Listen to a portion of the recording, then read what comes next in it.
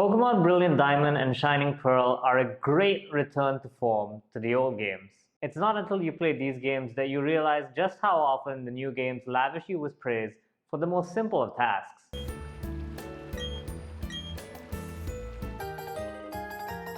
Seriously, I'm not a god of war just because I took out a Starly. Gamer Braves. What's up, guys? This is Juan Amiral from Game Braves, and today we're going to be taking a look at Pokémon Brilliant Diamond and Shining Pearl.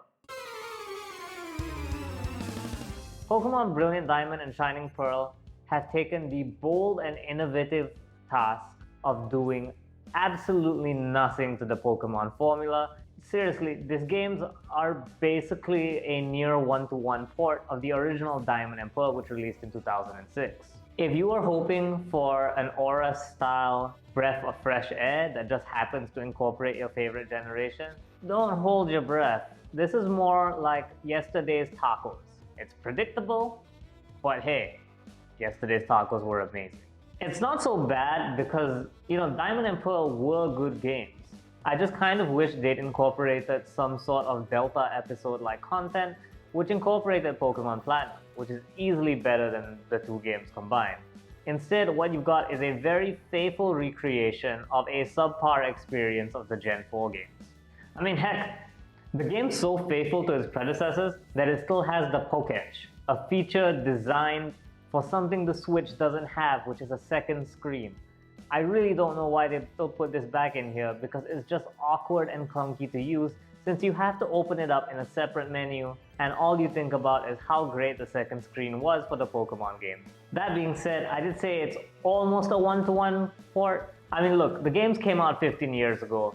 Anyone you know who hasn't changed in 15 years is probably this close to posting something mad cringe on Facebook. It does include a lot of modern quality of life things, such as the Team EXP share that is now mandatory and cannot be turned off. On one hand, I'm kind of a purist where I say, I want my original Pokemon experience. But then I realized in a simple 2-hour session, I got 6 Pokemon up to the same level and ready for the gym. And I think, you know what?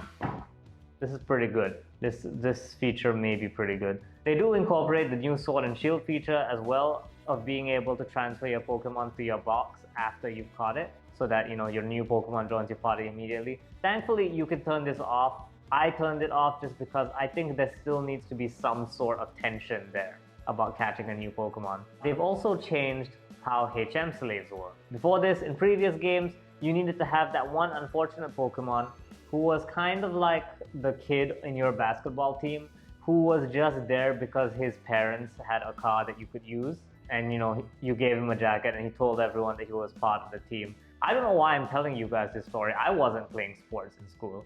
However, my knowledge of American dramas aside, the HM slave was never really a part of your party. They just existed to help you do traversal puzzles. With Brilliant Diamond and Shining Pearl, they followed the modern Pokemon trend of trying to move away from this. This time, you can still interact with certain objects in the world, but it summons a random wild Pokemon to do the HM move for you. Now, on one hand, this is great because you can have a more full party built around the strategy that you want. But I also do feel like if you didn't want to have HM slaves, just remove the HM concept altogether. I feel like I'm in the minority here because I actually kind of liked having the HM slaves from a roleplay perspective. Of course you'd have a Lapras in your party because you needed to cross the water, even if you don't actually want to use it for combat. And the idea of having a magic Bidoof that could solve every problem because it had 4 HM moves on it was kind of great.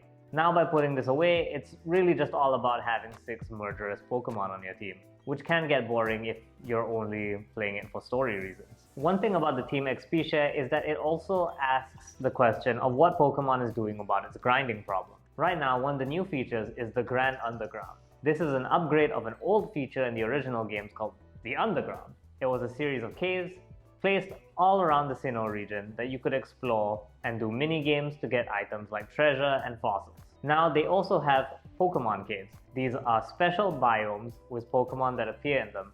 Not only are the Pokemon great because they have special abilities or moves that they wouldn't otherwise have in the overworld, they also scale with your progress in the game. They go up in level every time you get a badge and new Pokemon will appear, so you have a reason to check back down.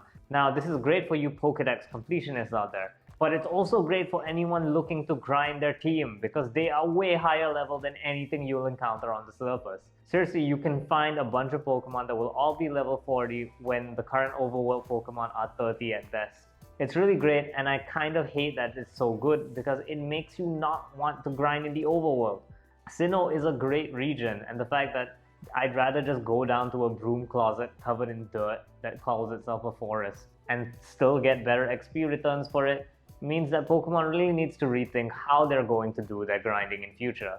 What's even more frustrating is games like Bravely Default solved this problem back when X and Y had just come out, because you could set encounter rates and XP gain rates, so you really could fix this problem. The most noticeable thing about Pokemon Brilliant Diamond and Shining Pearl is that they've adopted a different art style from Pokemon Sword and Shield.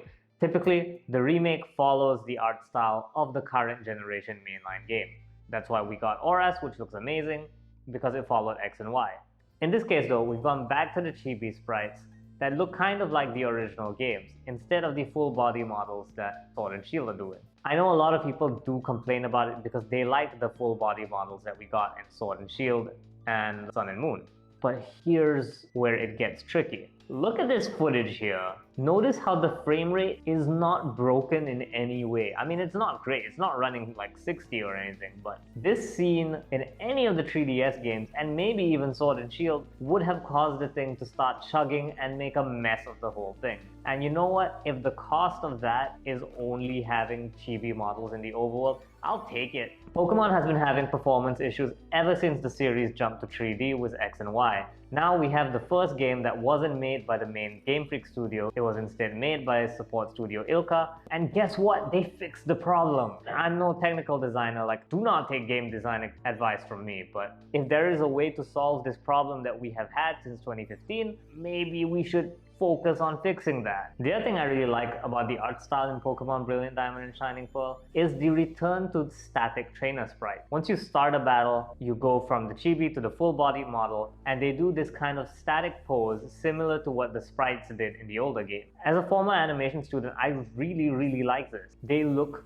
good. One big problem with Sword and Shield is that the trainers, you couldn't tell what they were supposed to be doing. Look at any single one of these sprites, you get the feel of personality in them. Sure, it looks awkward because, you know, they're fully realized 3D models just kind of like standing still like that. But they look good, and I kind of wish Pokemon would go back to this, because part of what made the original Pokemon game so groundbreaking was they did so much with so little. You do see that a lot in Pokemon Brilliant Diamond and Shining Pearl as well, because a lot of the attack animations have been tweaked from Sword and Shield. I especially like Aerial Ace. Aerial Ace has looked like a butt since I started playing it. It was a butt in the original Diamond and Pearl. It was literally just a slash. And now with something as simple as tilting the camera, it suddenly looks super dynamic. And I think if you are an animation student, I highly recommend looking at some of these changes, because they're not long cinematics, which was a huge problem with Sun and Moon. They are just simple things like, what if we move the camera over here? Would it look a little better? These are all great things, and I think the Pokemon series has benefited from someone else making a Pokemon game aside from the Game Freak studios. Pokemon Brilliant Diamond and Shining Pearl gets a 7 out of 10 from us. Its biggest problem is that it's too safe. It wasn't going to take any new chances to try out anything new like a game like Oras. This is the biggest problem when you mirror it with the first remake, which was Fire Red and Leaf Green for the Game Boy Advance. What made Fire Red and Leaf Green such a huge jump was that the games had made a huge jump since then. They'd gone from black and white to color, double battles were a thing, the game looked so much better, and you saw that. Brilliant Diamond and Shining Pearl are the same jump because Fire Red did not innovate all that much, like story-wise. It literally just said, let's take what we've done for Gen 3 and put it into Gen 1.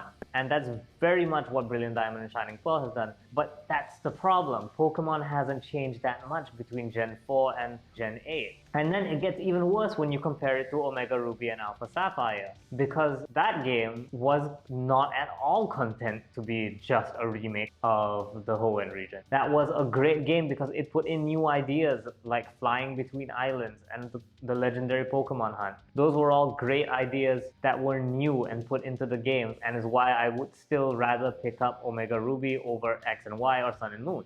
I'm not minusing points from Brilliant Diamond and Shining Pearl for content that isn't there, but when you have a series as long as Pokemon, you do kind of wish they would shake it up a bit, especially when they bring on a new studio like this.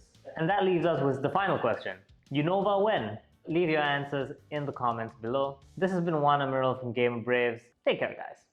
Hey there! Thank you so much for watching our videos. Don't forget to give us a subscribe if you'd like to see more, and like so we know what kind of content you want to see. Got suggestions for new content? Let us know in the comments below too. Thank you so much again for watching. Take care, dudes.